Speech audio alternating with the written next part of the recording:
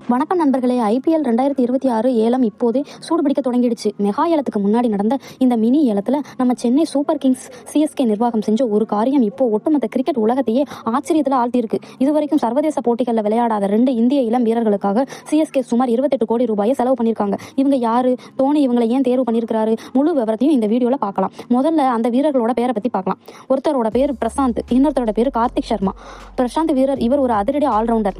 ஜடேஜாவுக்கு அடுத்தபடியாக இடதுகை பேட்ஸ்மேன் மற்றும் சுழல் பந்து வீச்சாளர் சிஎஸ்கேவுக்கு தேவைப்பட்டாங்க. அதற்காகத்தான் இவரை 14 கோடி ரூபாய்க்கு எடுத்திருக்காங்க. கார்த்திக் சர்மா இவர் ஒரு அதிவேக பந்து வீச்சாளர். மணிக்கு 145 கிலோமீட்டர் வேகத்தில் மேலே வீசக்கூடிய திறமை கொண்டவர். இவருக்கு 14 கோடி ரூபாய் கொடுத்து சிஎஸ்கே ஒப்பந்தம் பண்ணியிருக்காங்க. உங்களுக்கு ஒரு சந்தேகம் வரலாம், பெரிய பிளேயர்ஸ்லாம் இருக்கும்போது ஏன் இவங்களுக்கு இவ்வளோ காசு அப்படின்னு. சிஎஸ்கே நிர்வாகம் எப்பவுமே ஒரு விஷயத்தில் தெளிவாக இருப்பாங்க. அதுதான் ஃபியூச்சர் ஸ்டார். தோனி மற்றும் பயிற்சியாளர் ஃபிளமிங் இவங்க 2 பேரோட திறமையை முன்னாடியே கவனிச்சு இவங்களை வச்சு அடுத்த 5 வருஷத்துக்கான டீமை தயார் பண்றாங்க. முக்கியமா மெகா ஏலத்துல பெரிய பிளேயர்ஸ் கை நழுவி போனாலும் இந்த மாதிரி இளம் வீரர்கள் டீமை தாங்கி பிடிப்பாங்கன்றது தோனியின் மாஸ்டர் பிளான். ஐபிஎல் வரலாற்றிலேயே ஒரு அன்கேப்ட் வீரருக்கு இவ்வளோ பெரிய தொகை கிடைச்சது இதுதான் முதல் முறை.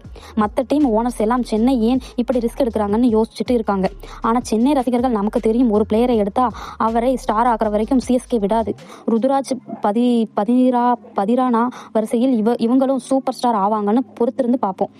நீங்கள் சொல்லுங்கள் நண்பர்களே, சிஎஸ்கேக்கு இந்த 2 பேருக்கும் ஒரு 28 கோடி கொடுத்தது சரியா? இந்த காசுக்கு வேற ஏதாவது பெரிய பிளேயரை எடுத்துருக்கலாமா?